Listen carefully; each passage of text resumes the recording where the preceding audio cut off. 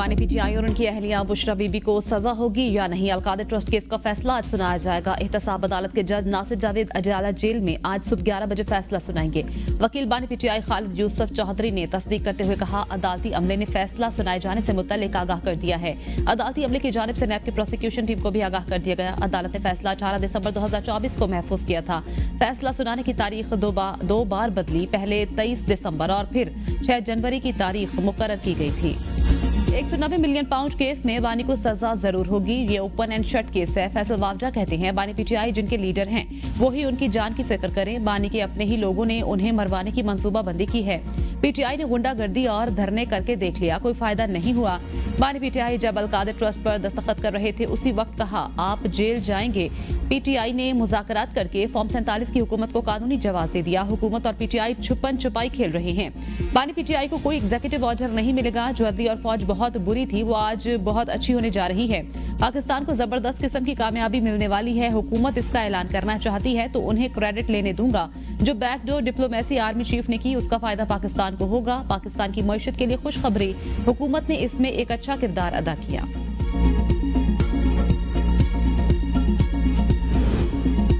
Al-Qadir trust का फैसला पहले से तयशुदा और हुकूमत के इल्म में है। जो इंसाफ का कत्ल है। असद कैसर कहते हैं, ख्वाजा आसिफ और तलाल चौधरी की प्रेस कॉन्फ्रेंस से वाज़ेह हो गया, हुकूमती नुमाइंदों को फैसले का पहले से पता है और फैसला कहां लिखा गया है। ये सरासर सियासी इंतकामी कार्रवाई का केस है।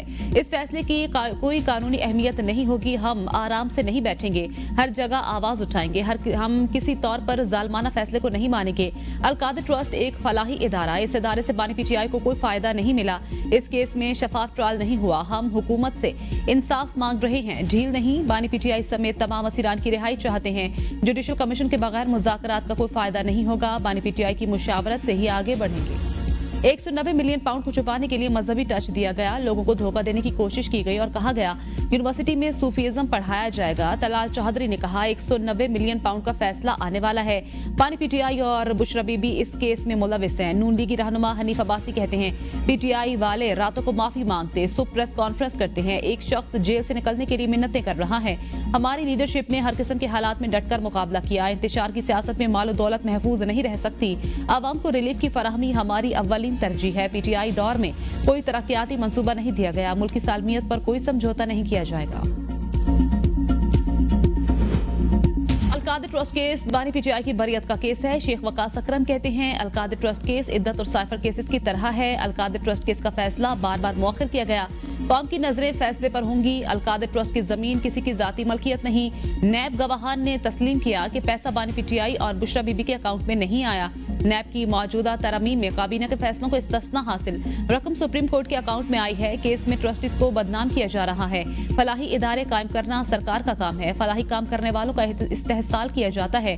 बानी चेयरमैन से बात मनवाना खाम ख्याली, मुल्क के अदालती निजाम का मजाक उड़ाया जा रहा है। बानी पीटीआई को सजा हुई तो हमारे रवैये में तल्खी आएगी। अगर 31 जनवरी तक जुडिशल कमीशन न बना तो मुज़ाकरात आगे नहीं बढ़ सकेंगे। साहबजादा हामिद रजा कहते हैं, बानी पीटीआई से मुज़ाकराती कमेटी की कंट्रोल्ड माहौल में मुलाकात हुई। 9 मई और 26 नवंबर के लिए हुकूमत जुडिशल कमीशन बनाए ताकि मसाइल का हल निकल सके। चाहते हैं जिम्मेदारों का तयन हो सके और किसी नतीजे पर पहुंचे।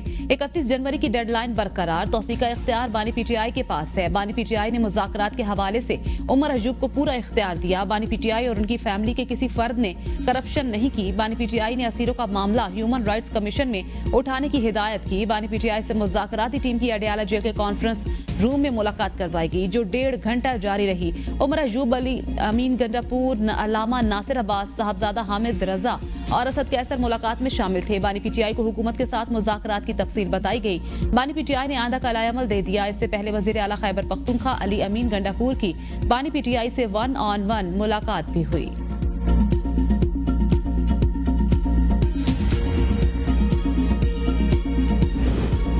अब एब्सोल्युटली नॉट, एब्सोल्युटली यस हो गया। पीटीआई वाले अमेरिकी कांग्रेस की समातों का जाली ड्रामा बनाकर पेश कर रहे हैं। वजीर दिफा ख्वाजा आसिफ कहते हैं, पाकिस्तान और अमेरिका के ताल्लुकात बिल्कुल ठीक हैं, कुछ नहीं होने जा रहा। अमेरिका की तरफ से बानी पीटीआई को रिलीफ देने की कोई बात नहीं की गई। अमेरिका में इन्होंने ड्रामे शुरू किए हुए हैं। ये वही अमेरिका है जिसके लिए बानी पीटीआई एब्सोल्युटली नॉट कहते थे।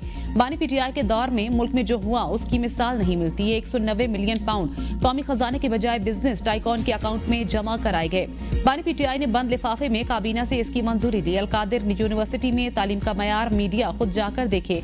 उम्मीद है अदालत हकाइक और इंसाफ पर मबनी फैसला देगी। बानी पीटीआई को जेल में तमाम सहूलियात फराहम की जा रही हैं।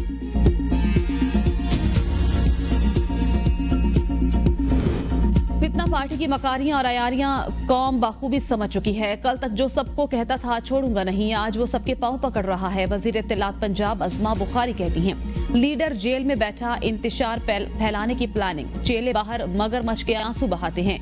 बानी पीटीआई का जेल में रहने के सबसे बड़ा फायदा बहनों और उनकी अहलिया को है। इसकी पार्टी के लोग खुद इन नहीं चाहते ये जेल से बाहर आए। मरियम नवाज अडयाला जेल के कैदी और इसके चमचों के आसाब पर सवार हैं। जिसने अपने हर मोहसिन से गद्दारी की, उससे मजीद क्या तवक्को। नवाज शरीफ 8 फरवरी को कह देते इलेक्शन हार गए हैं तो हालात और होते। शाहिद खाकान अब्बासी कहते हैं किसी को आइन पसंद नहीं तो मिलकर इसे तब्दील करें, लेकिन तोड़े नहीं। मईशत ठीक होगी तो मुल्क भी ठीक हो जाएगा। आज का नौजवान माशी हल चाहता है। बानी पीटीआई की मकबूलियत दूसरों की नाकामी की वजह से है। लोगों ने एक जमात को बेमिसाल तरीके से वोट दिए। सियासी कायदीन को मुल्क के लिए मुश्किल फैसले करना पड़ते हैं। सियासी जमातों में मसाइल हल करने की सलाहियत नहीं, आगे का रास्ता मिल बैठने में है। सब मिलकर बैठें। कोई जमात इस्लाहात की बात नहीं करती। जो मुल्क कमजोर हो उसकी खारजा पॉलिसी नहीं होती। हमें चाहिए हमसायों से ताल्लुकात दुरुस्त करें। इल्जामात का खेल खत्म करना होगा।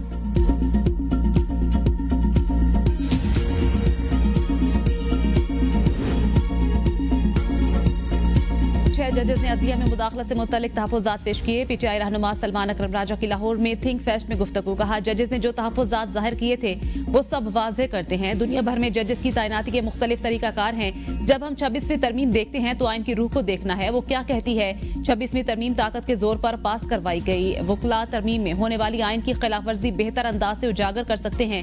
आज़ादी, इजहार राय, इंसानी हकूक सब कुछ आइन फराहम करता है, लेकिन ग्राउंड पर अमल दरामद नहीं।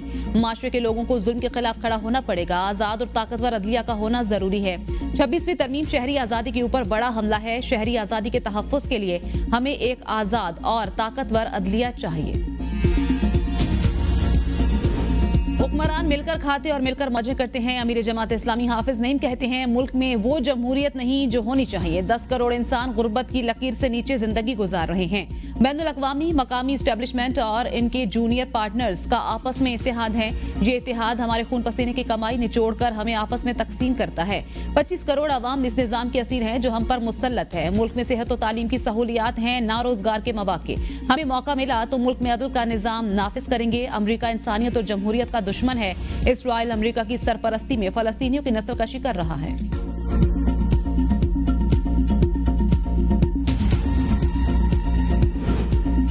अपोजिशन इत्तेहाद के हवाले से अहम सियासी पेशरफ्त। जीडीए और पीटीआई राब्ते बढ़ाने पर मुत्तफिक। पीर पगाड़ा का बानी पीटीआई के लिए खैर सगाली का पैगाम। मुशीर इत्तलात खैबर पख्तूनख्वा बैरिस्टर सैफ की पीर पगाड़ा से लाहौर में मुलाकात।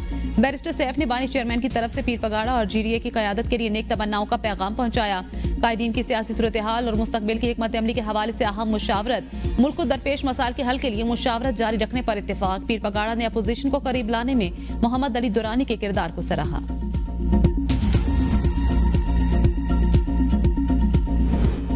मुल्क की सियासत अमली तौर पर इस्लामी असूलों पर नहीं, क्या जदोजहद छोड़ दें। फजलुर रहमान कहते हैं, सियासतदान से कुछ भी मनवाना मुश्किल नहीं। अगर मैं सियासत में ना आता तो अकीदा ख़त्म नबूवत की जंग लड़ना मुमकिन ना होता। जमीयत उलमा इस्लाम कौमी असम्बली में 8 मेंबरान के साथ है। तादाद में कम होने के बावजूद हमने जदोजहद नहीं छोड़ी। हमने पहली बार देखा हुक्मरान और हिज़्ब इख्तिलाफ हमारे कसीदे पढ़ रहे थे। ऐसे मौक़ों पर फायदा उठाते हैं। इस बार इस मौलवी ने 2 कश्तियों पर पांव रखा और पार हो गया। हमारे अकाबरीन ने हमें मदारिस की सियासत का रास्ता बताया। हम उसी रास्ते पर चलकर कामयाब होंगे।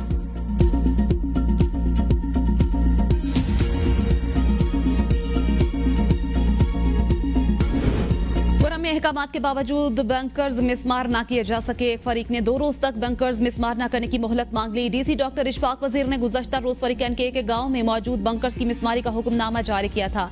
डीसी ने बालिश खैल और खारकले में बंकर्स की मिसमारी के अहकामात CNW एक्सिन को जारी किए थे।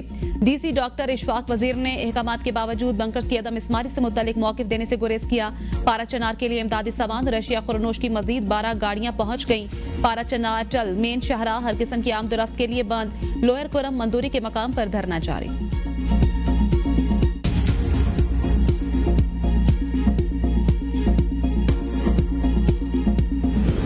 कराची कराची में जायदाद के तनाजे पर सौतेले बाप ने बेटे को कत्ल कर दिया। घर में दफन लाश बरामद। एहसनाबाद में असद को सौतेले बाप तौकीर ने कत्ल किया। मुल्जिम 3 बेटियों को लेकर फरार हो गया। मकतूल का अपने सौतेले बाप के साथ झगड़ा रहता था। मकतूल असद की वालिदा ने आबासी शहीद अस्पताल में गुफ्तगू करते हुए कहा, मुल्जिम तौकीर से मैंने 15 साल कबल शादी की थी। असद ने अपने सौतेले बाप से कहता था, इस घर में मेरा पैसा लगा है, घर वालिदा के नाम करो। मकतूल असद 6 रोज पहले ही रहीम यार खान से मेरे पास आया था। कोयटा के इलाके संजदी की कान में दबे मजीद 6 मजदूरों की लाशें निकाल ली गईं। 2 की लाश के लिए रेस्क्यू ऑपरेशन आज भी जारी रहेगा। 4 कानकुनों की लाशें जुमा को निकाली गई थी। इमदादी टीम ने 4000 फीट गहराई से लाशें निकाली। कान में गैस भरने से धमाके के बाद 12 मजदूर दब गए थे। महकमा माइंस का कान के मालिक के खिलाफ कानूनी कार्रवाई का फैसला। हरनाई की खोस्ट कोयला कान का एक हिस्सा बैठ जाने के बायस 2 कानकुन फंस गए।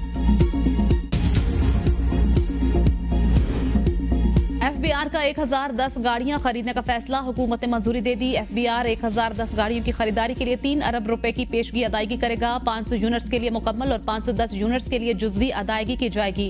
पहले बैच की तरसील मुकम्मल होने के बाद बैलेंस की अदायगी की जाएगी। रवा महीने 75 गाड़ियां, फरवरी में 200 और मार्च में 225 गाड़ियां डिलीवर की जाएंगी।